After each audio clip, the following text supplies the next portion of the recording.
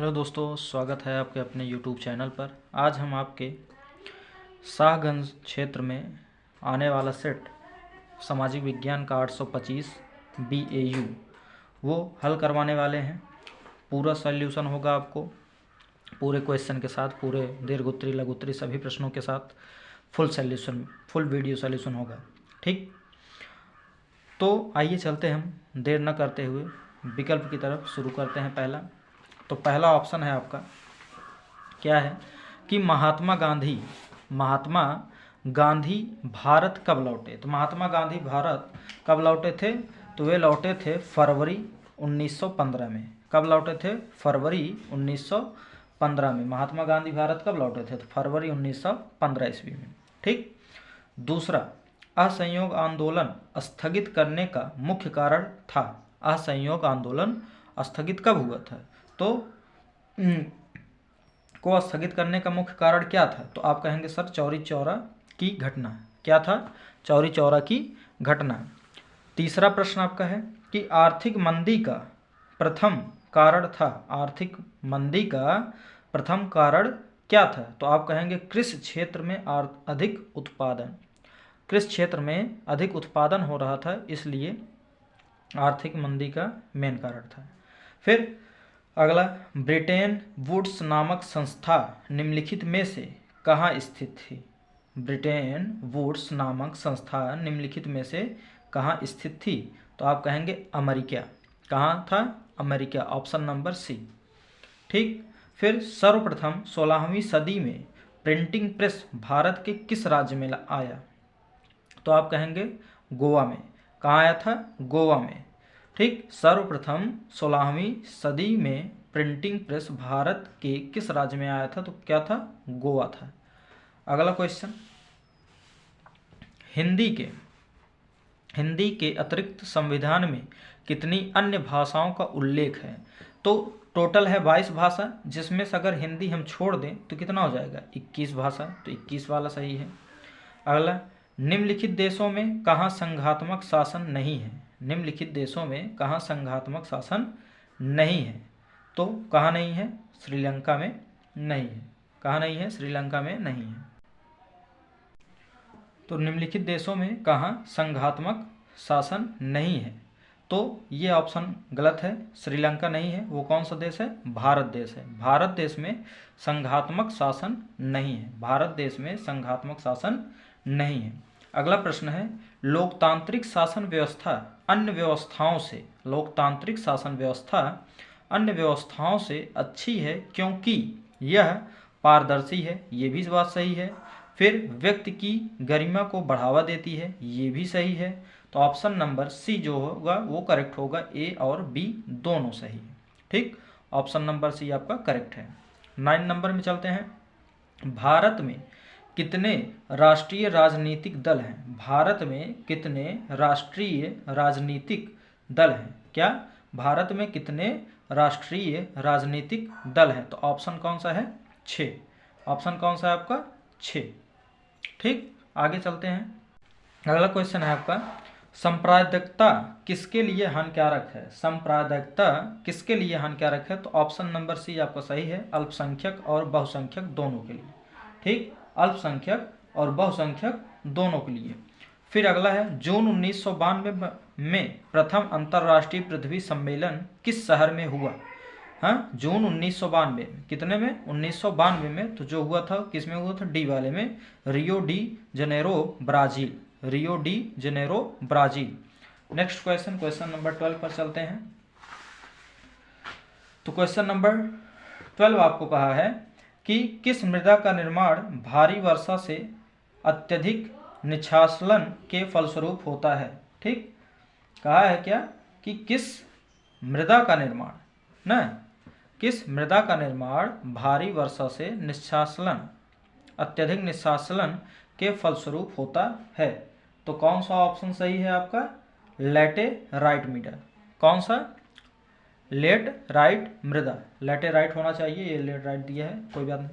आगे, project tiger की शुरुआत किस वर्ष से हुई है? प्रोजेक्ट टाइगर की शुरुआत किस वर्ष से हुई? तो आप कहेंगे सर 1973 ईस्वी में। ठीक, प्रोजेक्ट टाइगर की शुरुआत कब हुई थी? 1973 में। अगला, निम्नलिखित में से कौन सा राज्य सरदार सरोवर परियोजना से नहीं जुड़ा है? निम्नलिखित में से कौन सा राज्य सरदार सरोवर परियोजना से नहीं जुड़ा है? तो आप आंसर क्या देंगे इसका बताइए। महाराष्ट्र, मध्य प्रदेश, बिहार कि उत्तर प्रदेश, कौन सा है? तो आप कहेंगे उत्तर प्रदेश। ऑप्शन नंबर सी आपका करेक्ट है। ठीक, आगे है स्वर्णिम चतुर्भुज परियोजना किससे संबंधित है? तो जब भी स्वर्णिम चतुर्भुज की बात आए तो सड़क से है। किससे है? सड़क से। अगला, भारत में 1000 रुपये के करेंसी नोटों को किस वर्ष असामान्य घोषित किया गया? मतलब किस वर्ष से इसे क्या किया गया? हटा दिया गया। तो कब हटाया गया था? 2016 में। कब हटाया गया था? 2016 में। Option number B. अगला, मानव विकास रिपोर्ट किस संस्था के द्वारा प्रकाशित की जाती है? मानव विकास रिपोर्ट किस संस्था के द्वारा क्या की जाती है? प्रकाशित की जाती है। तो आप कहेंगे UNDP। किसके द्वारा? UNDP। अगला प्रश्न आपका है कि राष्ट्रीय ग्रामीण रोजगार गारंटी अधिनियम किस वर्ष लागू किए गए? तो कौन सा है? 2005 में। ठीक, 2005 में। अगला है, एक वस्तु का अधिकांश प्राकृतिक प्रक्रिया से उत्पादन किस क्षेत्र की गतिविधि है? तो आप कहेंगे प्राथमिक। किस क्षेत्र की? प्राथमिक क्षेत्र की। ठीक, अगला प्रश्न आपका है कि उदारीकरण, ठीक, उदारीकरण क्या है? तो उदारीकरण क्या है आप बताइए। उदारीकरण क्या है? तो कहेंगे सरकार द्वारा अवरोधों या प्रतिबंधों को हटाने की प्रक्रिया। ठीक, सरकार द्वारा अवरोधों या प्रतिबंधों को हटाने की प्रक्रिया। तो ये आपके 20 ऑप्शनल थे जो सामाजिक विज्ञान के कंप्लीट हुए। तो आप लोग अच्छे से अपने पेपर में छाप के आइएगा और ज़्यादा से ज़्यादा लाइक कीजिए, शेयर कीजिए और सब्सक्राइब करवाइए। ठीक, अब आते हैं पहला क्वेश्चन जो 4 नंबर का आया है। तो चाहे आप ये वाला प्रश्न करें और चाहे ये वाला प्रश्न करें, तो दोनों में से आपको एक प्रश्न करना है। हम दोनों आपको बताएंगे, जो आपको अच्छा लगेगा वही आप करिएगा। पहला का है कि प्रथम विश्व युद्ध का भारत की आर्थिक एवं राजनीतिक स्थिति पर क्या प्रभाव पड़ा? किन्हीं दो का उल्लेख कीजिए, ये कहा है। दूसरा का है कि सविनय अवज्ञा आंदोलन की क्या सीमाएं थी? सविनय अवज्ञा आंदोलन की क्या सीमाएं थी? किन्हीं दो का उल्लेख कीजिए। तो आइए देखते हैं हम। ठीक, तो ये आपका है पहला ना, कहा है कि प्रथम विश्व युद्ध का भारत की आर्थिक एवं राजनीतिक स्थिति पर क्या प्रभाव पड़ा? किन्हीं दो का उल्लेख कीजिए। तो आंसर है, अच्छे से आप पढ़ लीजिए, इसका स्क्रीनशॉट ले लीजिएगा। ठीक, उसके बाद उसे नोट कर लीजिएगा और याद कर लीजिएगा। तो क्या है? प्रथम विश्व युद्ध 1914 से 1918 का भारत पर गहरा प्रभाव पड़ा। आर्थिक रूप से युद्ध के कारण करों में वृद्धि हुई, महंगाई बढ़ी और आम जनता की स्थिति खराब हो गई। राजनीतिक रूप से ब्रिटिश सरकार ने दमनकारी कानून लागू किए और स्वशासन की मांग तेज हुई। युद्ध के बाद राष्ट्रीय आंदोलन को नई नीति मिली और लोगों में राजनीतिक जागरूकता बढ़ी। तो इस प्रकार से ये है। ठीक, अगला क्वेश्चन चलिए देखते हैं। इसका अथवा वाला प्रश्न है आपके पास। देखिए, सविनय अवज्ञा आंदोलन की क्या सीमाएं थी? किन्हीं दो का उल्लेख कीजिए। तो उत्तर है, सविनय अवज्ञा आंदोलन 1930 की कुछ सीमाएं थी। पहली, इसमें सभी वर्गों की समान भागीदारी नहीं थी, विशेषकर मुस्लिम समाज और दलित वर्ग पूरी तरह शामिल नहीं हो पाए। फिर दूसरी, आंदोलन लंबे समय तक नहीं चल सका और सरकार के दमन से यह कमज़ोर पड़ गया। ठीक, फिर इन कारणों से यह आंदोलन अपने सभी उद्देश्यों को प्राप्त नहीं कर सका।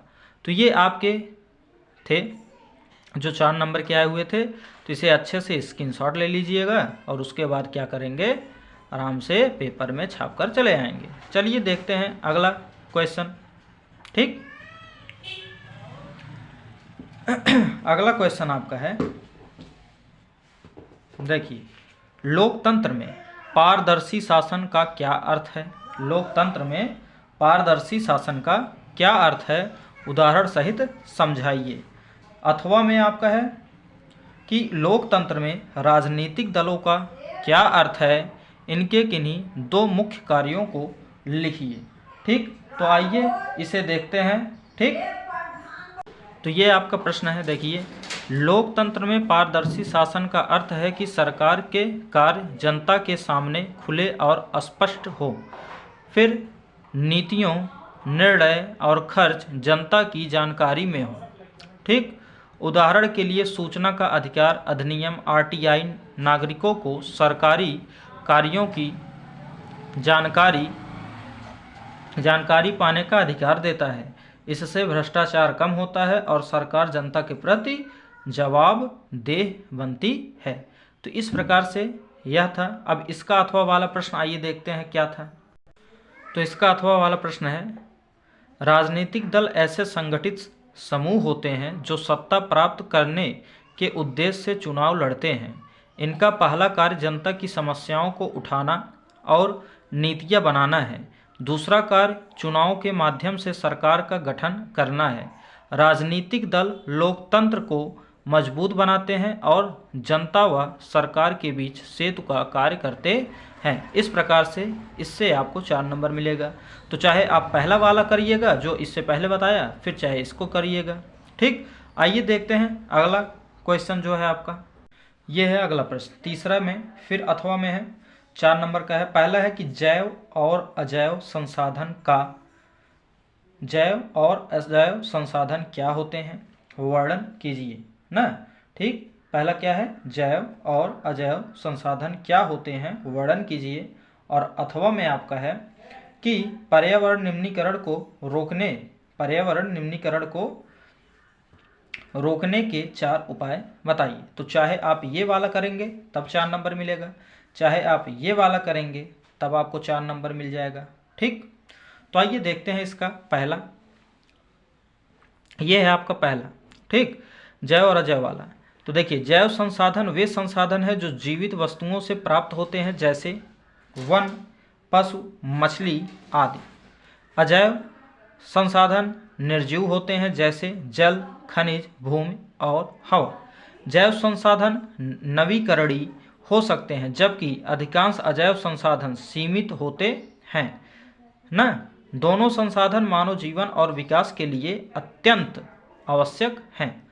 तो इस प्रकार से यह क्वेश्चन खत्म और 4 नंबर आपको तुरंत मिल जाएगा। तो आइए देखते हैं इसका अथवा वाला क्वेश्चन जो है। तो ये देखिए अपना दूसरा वाला जो अथवा में इसके है, पर्यावरण वाला निम्नीकरण। तो पर्यावरण निम्नीकरण रोकने के लिए कई उपाय आवश्यक हैं। पहला, अधिक से अधिक वृक्षारोपण किया जाए। दूसरा, प्रदूषण फैलने वाले कारकों पर नियंत्रण हो। तीसरा, जल और ऊर्जा का संरक्षण किया जाए। चौथा, प्लास्टिक के प्रयोग को कम कर पुनर्चक्रण को बढ़ावा दिया जाए। इस प्रकार से आप 4 लाइन लिखेंगे, 4 नंबर मिल जाएगा। तो आपको पहले वाले से अच्छा तो यही वाला है, तो यही लिख सकते हैं। ठीक, आइए चलते देखते हैं अगला क्वेश्चन। अगला प्रश्न आपका है, राष्ट्रीय ग्रामीण रोजगार गारंटी अधिनियम 2005 क्या है, विवेचना कीजिए ना। फिर उसके बाद दिया क्या, भारत में साख के विभिन्न सूत्र क्या है, वर्णन कीजिए। तो ये भी अथवा में है, 4 नंबर को आता है। चाहे ये वाला आप कीजिए तब 4 नंबर मिलेगा, चाहे ये वाला कीजिए। तो आइए जो आपको सरल लगेगा वही करिएगा, मैं आपको दिखा दे रहा हूँ कौन सा है। ठीक, ये है आपका, देखिए, राष्ट्रीय ग्रामीण रोजगार गारंटी अधिनियम 2005 क्या है, विवेचना कीजिए। तो ये है आपका उत्तर। राष्ट्रीय ग्रामीण रोजगार गारंटी अधिनियम 2005 मनरेगा ग्रामीण परिवार को प्रति वर्ष दिन का रोजगार प्रदान करने की गारंटी देता है। कितने रुपए, 100। ठीक, 100 दिन का रोजगार प्रदान करने की गारंटी देता है। इसका उद्देश्य ग्रामीण गरीबी और बेरोजगारी को कम करना है। इसके अंतर्गत सड़क निर्माण, जल संरक्षण जैसे कार्य करवाए जाते हैं। इस योजना से ग्रामीणों की आय बढ़ी और पलायन में कमी आई। तो ये आपका था। अब इसका अथवा वाला ये देखते हैं क्या है। ठीक,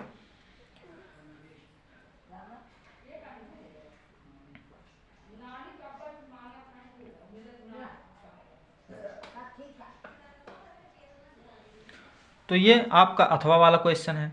भारत में शाक के विभिन्न स्रोत क्या हैं, वर्णन कीजिए। तो देखिए, भारत में शाक के दो प्रमुख स्रोत होते हैं। पहला संस्थागत, दूसरा गैर संस्थागत। तो संस्थागत स्रोतों में बैंक, सहकारी समितियां और सरकारी संस्थाएं आती हैं। गैर संस्थागत स्रोतों में साहूकार, मित्र और रिश्तेदार शामिल हैं। संस्थागत शाख कम ब्याज पर उपलब्ध होते हैं, जबकि गैर संस्थागत शाख महंगे होती है। तो आप इतना लिखेंगे तो 4 नंबर मिलेगा। तो जो आपको सरल लगे वही आप याद कीजिए। आइए अब 6 नंबर वाले क्वेश्चन पर चलते हैं। ठीक, तो ये देखिए 6 नंबर वाले क्वेश्चन। पहला क्या है कि नेपोलियन कौन था। ठीक, उसके सुधार क्या थे, उन सुधारों का क्या प्रभाव पड़ा। फिर अथवा में है यूरोप में राष्ट्रवाद के उदय में जर्मनी एवं इटली के एकीकरण का क्या योगदान था। तो इन दोनों में से अगर आप एक कर लेंगे तो 6 नंबर आपको मिल जाएगा। तो आइए इसका आंसर देखते हैं क्या है। आप स्क्रीनशॉट ले लीजिएगा, मैं पढ़ूंगा नहीं, लेट होता है। तो ये आपका आंसर है, आप इसका स्क्रीनशॉट लेकर अच्छे से देख सकते हैं। ठीक, इतना लिखने से आपको 6 नंबर मिल जाएंगे। तो आइए देखते हैं इसका अथवा वाला क्वेश्चन। ये इसका अथवा वाला है। देखिए, यूरोप में राष्ट्रवाद के उदय में जर्मनी एवं इटली के एकीकरण का क्या योगदान था। तो आप इसका स्क्रीनशॉट ले लीजिए। ठीक, हम बढ़ते हैं इसके आगे, अगले 6 नंबर वाले पर चलते हैं। ठीक, तो दोस्तों ले लीजिए अच्छे से स्क्रीनशॉट, आगे चलते हैं। अगला प्रश्न आपका है 6 नंबर में, भारत में सड़क परिवहन पर एक लेख लिखिए। और अथवा में है भारत में चीनी उद्योग के विषय में बताते हुए इनकी चुनौतियों पर प्रकाश डालिए ना। तो आइए देखते हैं इसका उत्तर क्या है। तो उत्तर आपके सामने है। क्या है उत्तर? भारत में संघीय व्यवस्था की 4 विशेषताएं लिखी हैं। तो देखिए, देख लीजिए और अच्छे से इसका स्क्रीनशॉट आप लेकर रख लीजिए। उसके बाद अपने पेपर में अपना छाप कर चले आएँ। तो आइए इसका देखते हैं अथवा वाला प्रश्न क्या था। तो ये देखिए अगला वाला प्रश्न है, भारत के संघीय और एकात्मक स्वरूपों में क्या अंतर है, उदाहरण देकर लिखिए। तो आइए देखते हैं इसका आंसर। तो आप इसका स्क्रीनशॉट ले लीजिए, मैं आपको उत्तर दिखा दे रहा हूँ। ठीक, ये है आपका, देखिए अच्छा से देख लीजिए, उसके बाद स्क्रीनशॉट लेकर रख लीजिए। तो आइए चलते हैं अगला वाला है, ये मैंने पहले बोल दिया था उसके लिए सॉरी। तो अब देख लीजिए इसका वाला, भारत में सड़क परिवहन का लेख और भारत में चीनी उद्योग। ये जो मैंने बताया था इससे पहले, ये वाला था 4 विशेषताएं लिखिए। तो ये बताया, ये वाला अथवा में बताया। तो दोनों में से एक करना है, आपको 6 नंबर मिलेगा। अब इन दोनों में से एक करना है, 6 नंबर मिलेगा। तो इसके आगे चलते हैं, यही वाला मतलब अब ये दोनों देखते हैं। ठीक, तो ये देखिए भारत में सड़क परिवहन का एक लेख, तो ये आपके सामने है। तो ये आप अच्छे से अपने में कॉपी में नोट डाउन कर सकते हैं, कोई प्रॉब्लम नहीं है, स्क्रीनशॉट ले लीजिए। आइए चलते हैं इसका, देखते हैं अथवा वाला पार्ट। ठीक, ये आपका है अथवा वाला पार्ट इसका, भारत में चीनी उद्योग के विषय में बताते हुए इनकी चुनौतियों पर प्रकाश डालिए। ठीक, तो आप इसका स्क्रीनशॉट ले सकते हैं अच्छे से, देखिए इसमें कोई प्रॉब्लम है नहीं। ठीक, दिखाई दे रहा होगा आपको अच्छे से। आइए बढ़ते हैं इसके नेक्स्ट वाले क्वेश्चन पर ना। अगला है तृतीयक क्षेत्र। क्या है अगला प्रश्न? तृतीयक क्षेत्रक अन्य क्षेत्रकों से कैसे भिन्न है। तृतीयक क्षेत्र अन्य क्षेत्रकों से कैसे भिन्न है, 100 उदाहरण व्याख्या कीजिए। तो ये वाला प्रश्न है। ठीक, अथवा में है वैश्वीकरण क्या है, भारत में वैश्वीकरण का क्या प्रभाव पड़ा। तो आइए देखते हैं इसका आंसर। तो ये है आपका आंसर, इसका आप स्क्रीनशॉट ले लीजिए। ये कैमरा जूमिंग कर रहा है बहुत, ये है देखिए, स्क्रीनशॉट ले लीजिए, जूमिंग बहुत कर रहा है, उसके लिए सॉरी बच्चों। ठीक, अच्छे से उतार लीजिएगा। आइए चलते हैं अपने नेक्स्ट क्वेश्चन पर, इसके अथवा वाले पे। ये आपका है वैश्वीकरण वाला। वैश्वीकरण क्या है, फिर भारत में वैश्वीकरण का क्या प्रभाव पड़ा। तो आइए देख लेते हैं इसको। इस प्रकार से आपका ख़त्म हो जाएगा जल्दी जल्दी। ठीक, स्क्रीनशॉट हो गया होगा। अब आइए चलते हैं अगला वाले पर। ये मैप वाले कुछ प्रश्न है बच्चों। देखिए, अगर मैप आपको अच्छे से दर्शाना आता है तब तो अच्छी बात है, और अच्छे से दर्शाना नहीं आता तो आप कम से कम ये भी लिख देंगे तो आपको इससे 2.5 नंबर मिल जाएगा। तो पहला क्या है आपका प्रश्न, वह स्थान जहां सूती मिल श्रमिकों ने सत्याग्रह आंदोलन किया। तो आंसर क्या होगा, अहमदाबाद। आपको क्या लिखना है, अहमदाबाद। वह स्थान जहां जलियांवाला बाग हत्याकांड हुआ, तो अमृतसर। वह स्थान जहां नील की खेती करने वाले किसानों ने सत्याग्रह आंदोलन किया, ठीक, नील की खेती करने वाले किसानों ने सत्याग्रह आंदोलन किया, तो वह क्या था, चंपारण। क्या था, चंपारण। अगला, वह स्थान जहां वर्ष 1927 में भारतीय राष्ट्रीय कांग्रेस का अधिवेशन हुआ, तो वह क्या था, मद्रास। फिर वह स्थान जहां सविनय अवज्ञा आंदोलन का प्रारंभ हुआ, तो दांडी। ठीक, तो ये 5 करने के बाद आपको 2.5 नंबर मिलेंगे, और 2.5 नंबर आपको किस पर मिलेंगे, जब आप मैप में सही सही उसे क्या कर देंगे, दर्शा देंगे। ठीक, अगले वाले क्वेश्चन पे चलते हैं जो आपको करना है भूगोल वाले संबंधित, ये वाला है ना। तो आइए इसका आंसर लिख देते हैं फटाफट। तो ये आपका है क्या, महानदी पर बना बांध इस चिन्ह से दर्शाना है, वह कहाँ है, तो हीराकुंड बांध। कौन सा बांध, हीराकुंड बांध। महानदी पर कौन सा बांध था, हीराकुंड बांध। अगला, गंगा नदी इस चिन्ह से दर्शाना है, वह नाम सहित, तो गंगा नदी हो गया। पूर्व पश्चिम गलियारा, यहाँ पर मेरे पास मैप है नहीं तो दिखा देता अभी। पूर्व पश्चिम गलियारा इस चिन्ह से दर्शाना है, ठीक, द्वारा दर्शाना, और अंत के केंद्रों के नाम सहित, तो पोरबंदर। ठीक, पोरबंदर। अगला है, भारत का एक परमाणु ऊर्जा संयंत्र क्रॉस के चिन्ह से दर्शाना है, क्या है, कुडमकुलम। क्या है, कुडमकुलम। अगला, भारत के एक चाय उत्पादक जिले का इस चिन्ह से दर्शाना है, नाम सहित, तो दार्जिलिंग। ठीक, इस प्रकार से आपका सामाजिक विषय का पेपर समाप्त हुआ, और आप आशा करते हैं कि आप अच्छे से इसे करके आएंगे पेपर में। तो आपका कौन सा सेट था, एक बार फिर से आप देख लीजिए। सेट नंबर आपका था, सेट नंबर था आपका 825 BAU 2025 का प्री बोर्ड पेपर। ठीक, मिलते हैं, तब तक के लिए आप ज़्यादा से ज़्यादा इसे लाइक कीजिए, शेयर कीजिए, सब्सक्राइब करवाइए ना, जिससे जल्दी से जल्दी चैनल क्या हो, ग्रोथ करे। Thank you.